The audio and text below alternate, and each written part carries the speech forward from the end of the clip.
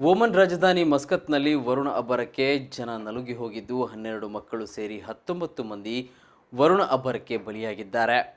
ಭಾರೀ ಮಳೆಯಿಂದ ಪ್ರವಾಹ ಉಂಟಾಗಿ ಜನಜೀವನ ಅಸ್ತವ್ಯಸ್ತವಾಗಿದೆ.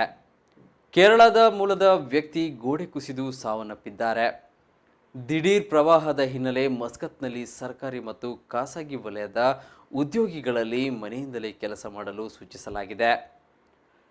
ಮುಸಾಡಾಮ್, ಬ್ಯುರೇಮಿ, ದಾಹಿರಾ, ಉತ್ತರ ಬಾತಿನ ಹಾಗೂ ದಖಿಲ್ಯಾ ಪ್ರದೇಶಗಳಲ್ಲಿ ಮಂಗಳವಾರ ರಿಮೋಟ್ ವರ್ಕ್ ಪಾಲಿಸಿಯನ್ನು ತರಲಾಗಿದೆ. ಇನ್ನು ಮುನ್ನೆಚ್ಚರಿಕೆಯ ಕ್ರಮವಾಗಿ ಮಸಾಡಾಮ್ ಪ್ರದೇಶದ ಕಮ್ಮಾರ್ ಮತ್ತು ಮೀಮಾ ಗ್ರಾಮಗಳ ಗ್ರಾಮಸ್ಥರನ್ನು ಸುರಕ್ಷಿತ ಸ್ಥಳಗಳಿಗೆ ಸ್ಥಳಾಂತರ ಮಾಡಲಾಗಿದೆ.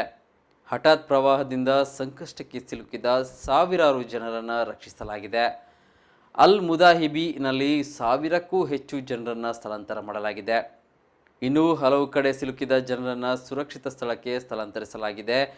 ಭಾನುವಾರ ಬೆಳಗ್ಗೆಯಿಂದ ರಾಷ್ಟ್ರೀಯ ತುರ್ತು ಪರಿಸ್ಥಿತಿ ನಿರ್ವಹಣಾ ಕೇಂದ್ರಕ್ಕೆ ಸುಮಾರು 80ಕ್ಕೂ ಅಧಿಕ ಕರೆಗಳು ಬಂದಿದ್ದು, ಜನರ ಸಮಸ್ಯೆಗಳನ್ನು ಪರಿಹರಿಸುತ್ತಿದ್ದೇವೆ ಎಂದು NCEM ಹೇಳಿದೆ.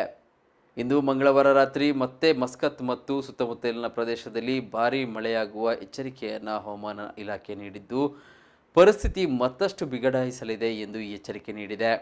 ಮಂಗಳವಾರ ಮಧ್ಯರಾತ್ರಿಯಿಂದ ಬುಧವಾರ ಬೆಳಗ್ಗೆಯವರೆಗೆ ಭಾರೀ ಮಳೆ ಸುರಿಯಲಿದೆ ಎಂದು ಅದು ಅಂದಾಜಿಸಿದೆ.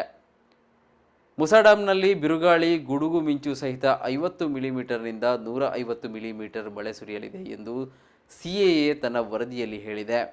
ಇನ್ನು ಬ್ಯುರೇಮಿ, ದಾಹಿರಾ, ಉತ್ತರ ಬಾತಿನ ಹಾಗೂ ದಖಿಲ್ಯಾ ಪ್ರದೇಶಗಳಲ್ಲಿ 30 ಮಿಲಿಮೀಟರ್ನಿಂದ 120 ಮಿಲಿಮೀಟರ್ ಮಳೆಯಾಗಲಿದೆ ಎನ್ನಲಾಗಿದ್ದು, ಇದು ಹಠಾತ್ ಪ್ರವಾಹಕ್ಕೆ ಕಾರಣವಾಗುವ ಸಾಧ್ಯತೆ ಇದೆ.